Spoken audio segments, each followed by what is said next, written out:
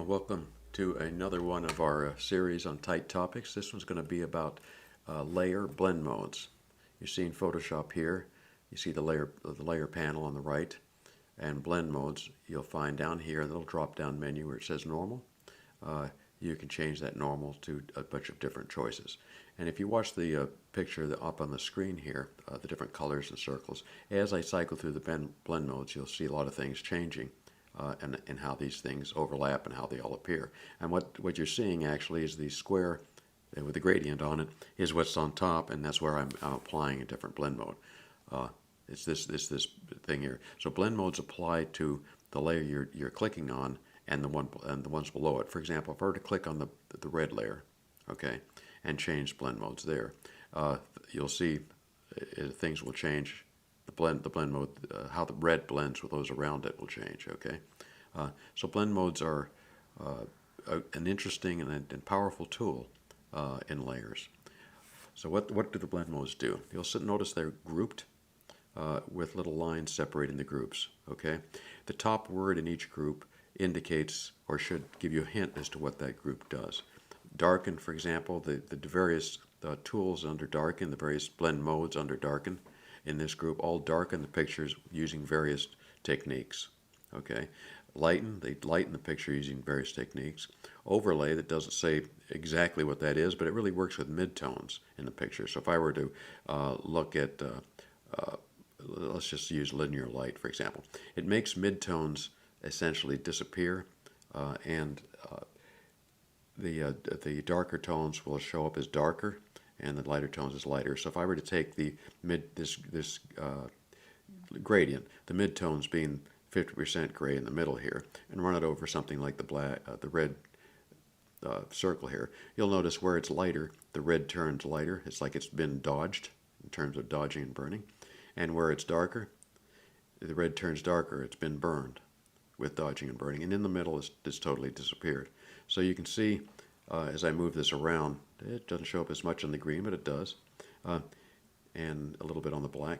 So you'll see essentially what this overlay grouping does. So let's talk a little bit about, and what's important is that you don't have to understand what all these are. You can see what happens if I just cycle over this. It's easy enough. You know what the groupings do. Cycle over the blend modes and see if they help you out. I do suggest using them quite a bit because let me show you a couple of examples here. Okay, this picture here, you can see the sky's been blended in, okay, to the background. How did I do that? All right, let's take this blend mode back to normal. You see that the sky is not blended in on this picture. I just brought a sky in and laid it on top. Well, when I look at this picture, I can see the trees and everything. If I want to put a different sky in here, it's going to be difficult because of the branches and everything else in here, right? But I do see that the trees, branches, and everything are significantly darker than what's behind it. If I bring in a sky that's lighter than the trees, but darker than the sky behind it, I might be able to get this to blend right using one of the blend modes, and that would be one of the darkening blend modes. Darkening blend modes show whatever the darker pixel is. So if I lay a sky on top of this thing, like I might do right now, it'll show where the sky is darker. It'll show the sky where the foreground is darker. It'll show the foreground. All right.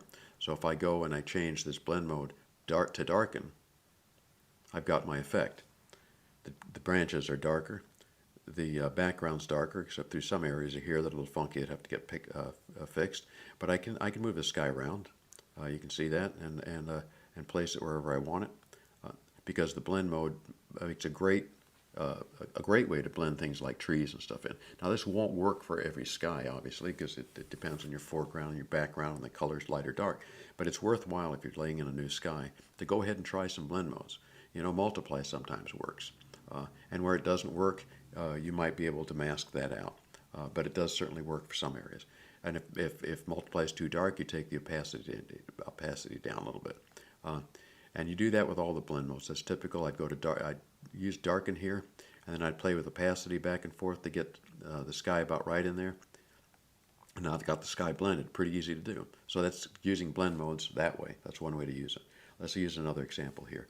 Okay, on this particular picture here, I had a nice picture, but I wanted to darken a little bit, bring more detail into the lake here and into the sky area.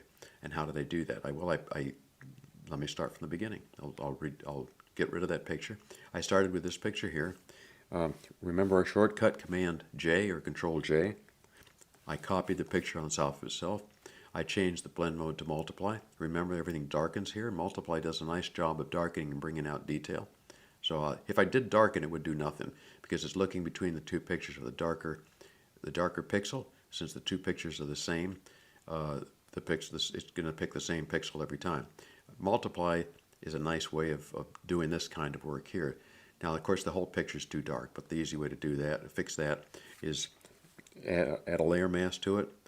Option, click layer mask. I got a black layer mask now. I can go take my brush, brushing with white, soft brush here, and then soft brush. Make the brush larger, and now I can start brushing in more detail in the lake here, and in the sky if I want.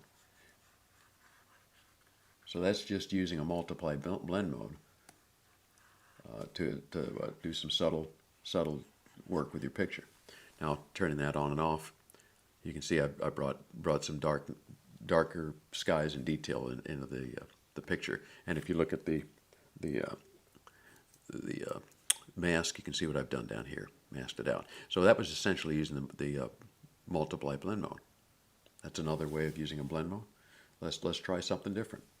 This is a textured with a gorilla from the zoo. It's fun to do these kind of things. You can make some sort of interesting pictures with different textures and whatever you want to blend two pictures together.